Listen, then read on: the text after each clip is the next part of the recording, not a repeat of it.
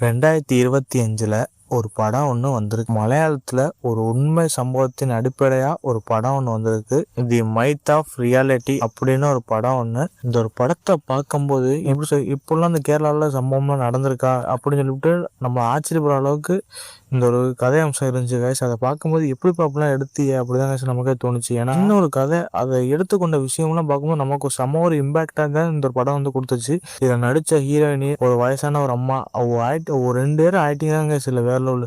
அவள் ஆக்டிங் பார்க்கும்போது எல்லாம் பார்க்குறதுக்கு எல்லாமே ரசிக்க முடியாதான் இருந்துச்சு. இதில் நடித்த ஹீரோயினி இந்த படத்தை பார்க்கும்போது இந்த ஒரு படத்துக்காக மெனக்கட்டு எடுத்திருக்காங்க அப்படின்னு சொல்லிட்டு நம்ம ஆச்சரியப்படுற அளவுக்கு அவள் வந்து நடிச்சு கொடுத்துருக்காப்புல கைஸ். அந்த ஒரு காலகட்டத்தில் ஒரு குடும்பம் ஒன்று இருந்திருக்கா, இதுல இருந்து அவள் வந்து என்னென்னலாம் பாடுபட்டு என்னென்ன துன்பங்கள் எந்தெந்த மாதிரிலாம் வந்து கஷ்டங்கள் அனுபவப்பட்டிருப்பாங்க அப்படின்னு சொல்லிட்டு நம்மளே கொஞ்சம் யோசிக்கிற அளவுக்கு மனவேதனை வர அளவுக்கு ஏகப்பட்ட சீனாக இருக்குங்க. அதை பார்க்கும்போது சந்தோஷமா பார்க்கலாமா, இல்லை இப்படி ஒரு சம்பவம் நடந்திருக்கு அதை பற்றி நம்ம வருத்தப்படலாமா அப்படின்னு சொல்லிட்டு நம்மளே யோசிக்கிற அளவுக்கு இந்த படத்தில் வந்து இந்த ஒரு கதையம்சம் இருக்குங்க கைஸ்.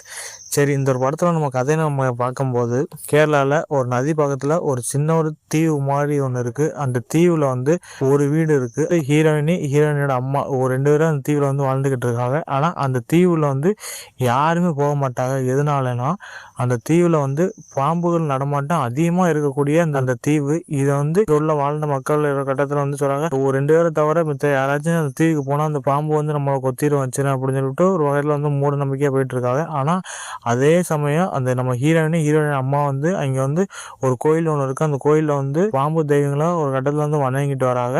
நம்ம ஹீரோயினி வழக்கம் போல் தீவில் இருக்க தோட்டத்தில் விளையிடக்கூடிய ஃபுல்லாக டவுன் ஏரியாவில் வந்து இந்த காய்கறிகள் பழங்களை ஒரு கட்டத்தில் கொடுத்துட்டு அவள் வந்து வாழ்வாதாரத்தை பார்த்துக்கிட்டு இருக்காங்க. நம்ம ஹீரோயினி ஆம்பளை வேலை பார்க்க வேண்டியதை ஃபுல்லாக நம்ம ஹீரோயினி ஒரு கட்டத்தில் வந்து பார்த்துருக்காங்க. ஆனால் அவள் எப்படி பார்க்குறாங்கன்னா மரம் ஏறதுலேருந்து எல்லாமே ஏ டு Z ஆம்பளை என்னென்னலாம் பண்ணுவாங்களோ அது பண்ணிக்கிட்டே இருப்பாங்க. அதுக்கப்புறம் என்ன எப்படி சொல்கிறாங்க, லைஃப் ஒரு கட்டத்தில் நல்லா போயிட்டுருக்கு.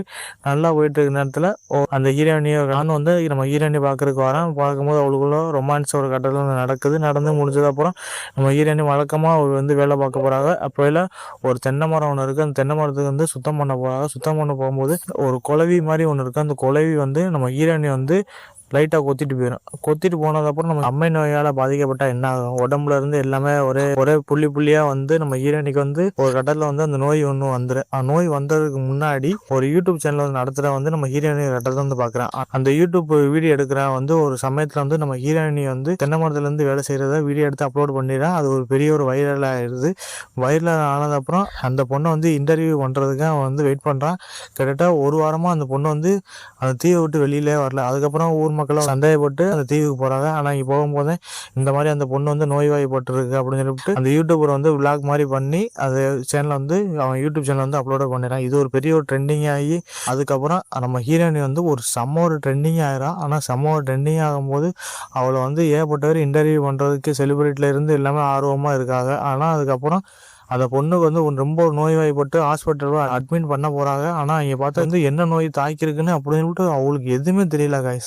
டாக்டர் எல்லாருமே ஒரு கட்டத்தில் வந்து குழம்பி போயிருக்கா. இவளுக்கு வந்து என்ன நோய் இருக்குது எதுன்னு தெரியல வைக்கலையே, இது வந்து ரேரான ஒரு நோயாக வந்துருக்கு அப்படின்னு சொல்லிவிட்டு நம்ம ஹீரோயினி வந்து செத்துருவா அப்படின்னு சொல்லிவிட்டு டாக்டர் ஒரு கட்டத்தை சொல்லிக்கிட்டு இருக்கும்போது அங்கே பார்த்தா அந்த பொண்ணை வந்து நம்ம எப்படியாச்சும் காப்பாற்றணும் வைக்கணுமே அப்படின்னு சொல்லிவிட்டு அந்த யூடியூபர் வந்து ரொம்ப பாடுபடுவான். அதுக்கப்புறம் மருந்தே கிடைக்காது. அதுக்கப்புறம் பெரிய ஆக்டர்லாம் இருந்து எல்லாமே சப்போர்ட் பண்ணி ஒரு மருந்து ஒன்று இருக்குது. அந்த மருந்துக்கு கிட்டத்தட்ட ஒரு 15 கோடியோ 20 கோடியோ அந்த பொண்ணை காப்பாற்றுறதுக்கு ஒரு டொனேஷன் மாதிரி விரட்டி அந்த பொண்ணை வந்து காப்பாற்றுறப்ப வீட்டுக்கு போகணும் அப்படின்னு சொல்கிறாங்க. ஆனால் அது வந்து அந்த தீவில் வந்து யாருமே போகக்கூடாது வைக்கக்கூடாது, அது கவர்மெண்ட் வந்து அந்த தீவு போகக்கூடாது தடை பண்ணியிருக்கு அப்படின்னு சொல்லிக்கிட்டு இருக்காங்க. ஆனால் நம்ம ஹீரோயின் அம்மாவுக்கும் அந்த தீவுக்கு நம்ம போயே ஆகணும், அங்கே தான் எங்கள் தெய்வங்கள் எல்லாமே இருக்குது, நாங்கள் வந்து வழிபடணும் அப்படின்னு சொல்கிறாங்க. ஆனால் சொல்லிக்கிட்டு இருக்கும்போது அங்கே பார்த்தா எல்லாரும் பேச்சையும் மீறி அந்த ஆபத்தான அந்த தீவுக்கு போகிறாங்க. தீவுக்கு போய் அங்கே நம்ம ஹீரோயினி வந்து சாமி மூலம் நம்ம ஹீரோயின் சாமி ஆடுறாங்க. சாமி ஆடினதுக்கப்புறம் அவள் அம்மாவும் நம்ம ஹீரோயினி ஒரு கட்டத்தை வந்து இறந்துறாங்க கைஸ். அதை பார்க்கும்போது நமக்கு என்னடா இது இப்படி ஒரு ட்விஸ்ட்டை நம்ம எதிர்பார்க்கவே இல்லை அப்படிதாங்க நமக்கே தோணுச்சு. ஏன்னா இந்த மூட நம்பிக்கை, இந்த சமூக ஊடகங்கள் இவை மூன்று ஒன்று சேர்ந்தா என்ன ஆகுது அந்த பொண்ணுக்கு அப்படின்னு சொல்லிட்டு இது நீட்டாக அழகாக காமிச்சிருக்காங்க கைஸ். அதை பார்க்கும்போது இதில் நடித்த நம்ம ஹீரோயினி அவள் ஆக்டிங்லாம் பார்க்கும்போது எல்லாம் பார்க்குறது தரமாக நடிச்சு கொடுத்துருக்காங்க கைஸ். அதுக்கப்புறம் அந்த அம்மா ஆக்டிங்லேருந்து எல்லாம் பார்க்குறது எல்லாமே ரசிக்க முடியாத தான் இருந்துச்சு. மித்தபடி இந்த படத்தில் வந்து இப்படிலாம் ஒரு மூட நம்பிக்கைன்னு இருந்த ஆளுகள்லாம் இருப்பாங்களா அப்படின்னு சொல்லிட்டு நம்மளே ஆச்சரியப்படுற அளவுக்கு இதில் இருந்துச்சு கைஸ். அதை பார்க்கும்போது எல்லாமே நமக்கு கொஞ்சம் ஸ்லோவாக போகிற மாதிரி தான் இருந்துச்சு. ஆனால் இதில் செகண்ட் ஹாஃபும் கொஞ்சம் நல்லா ஒரு ஒரு விறுவிறுப்பாக ஒரு எங்கேஜிங்காக போச்சு. அதெல்லாம் பார்க்கும்போது எல்லாமே ரசிக்க முடியாது இருந்துச்சு. மெயினாக இதில் நம்ம இந்த ஒரு படத்தில் நம்ம மறுபடியும் சொல்ல வேண்டியது ஹீரோயினி அவள் ஆகிட்டு தாங்க சில வேறு லெவலில் ஸ்டார்டிங்லேருந்து எண்டு வர ஒரு தரமான ஒரு பர்ஃபார்மன்ஸை வந்து இந்த படத்தில் வந்து கொடுத்துருக்கா. அதெல்லாம் பார்க்கும்போது எல்லாமே ரசிக்க முடியாதே இருந்துச்சு. இப்படியே அந்த தென்னை மரம்லாம் ஏறினாங்க வச்சா அப்படின்னு சொல்லி நம்மளே ஆச்சரிய அளவுக்கு அவள் வந்து இந்த ஒரு படத்தை வந்து வேறு லெவலில் சம்பவம் பண்ணியிருக்காங்க. மித்தபடி இந்த ஒரு படம் வந்து இந்த பாம்புகள் வந்து அந்த பெண்ணை வந்து பாதுகாக்கிற விஷயம்லாம் நமக்கே பார்க்குறதுக்கு எல்லாமே ரசிக்க முடியாத இருந்துச்சு.